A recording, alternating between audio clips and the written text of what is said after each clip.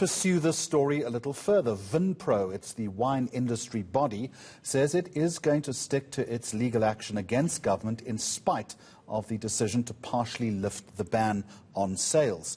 The organisation says the ban has cost the industry more than 8 billion rand since the first prohibition. With me now, Tuesday lunchtime, is wine industry spokesman Morena Callow. Good afternoon to you and welcome. Why would you still want to pursue this legal action then?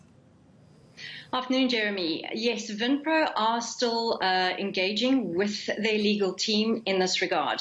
The thinking really is that were there to be a third or a fourth wave going forward, that there wouldn't be such an outright ban again.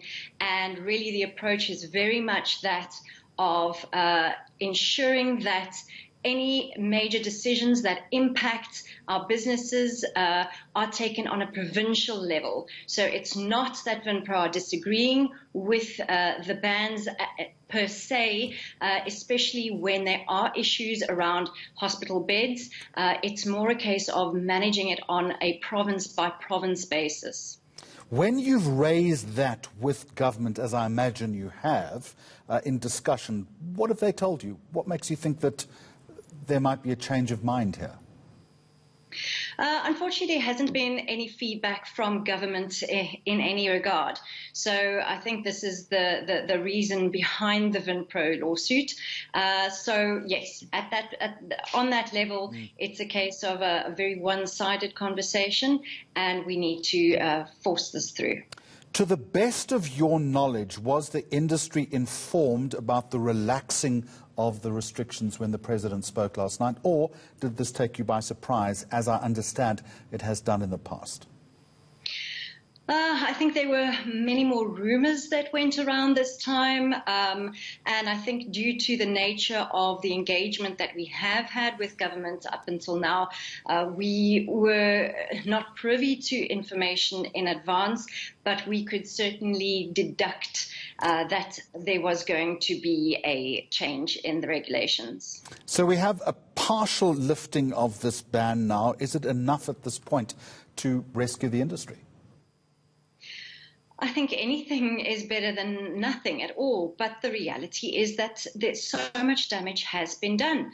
Our wine industry is sitting with a huge surplus of wine stock that we now need to try and get sold somehow, and the job losses, not only through in our industry but throughout the value chain, have been extreme. Our hospitality sector has been very, very hard hit by this. I can only speak for myself, but I'm sure I speak for many other South Africans. I enjoy a glass of wine when I have a meal out, and that has put a lot of people off. So the bigger value chain, not only hospitality, but glass manufacturing, packaging, label printers, all the way through to even your Uber drivers who would traditionally drive people to and from an evening out where there would be alcohol involved, have been very negatively impacted. And I don't know how many of these businesses are actually going to manage to pick up the pieces. And all of those components that you mentioned, does that then comprise this figure of a universal 8 billion rand loss? No, the 8 billion rand loss is really directly related to the wine industry, our retail sales in the local market. It also includes wine tourism, which is a very, very big part of what we do, especially for the smaller wineries. Those wineries are really heavily reliant on those cellar-door sales, sales within their restaurant facilities, that kind of thing. So that 8 billion is 100% only direct with regard to the wine industry. How long is it going to take the industry, do you think, to recover? How long is a piece of string? I think the reality is each business works on a different model.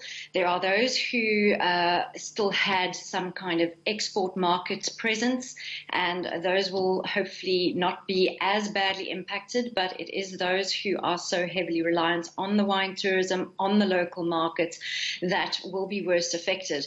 And I do believe that we are going to see a number of our farms not necessarily closing their doors, but changing hands. It's being sold off to either an international investor or being bought out by a larger entity along the way.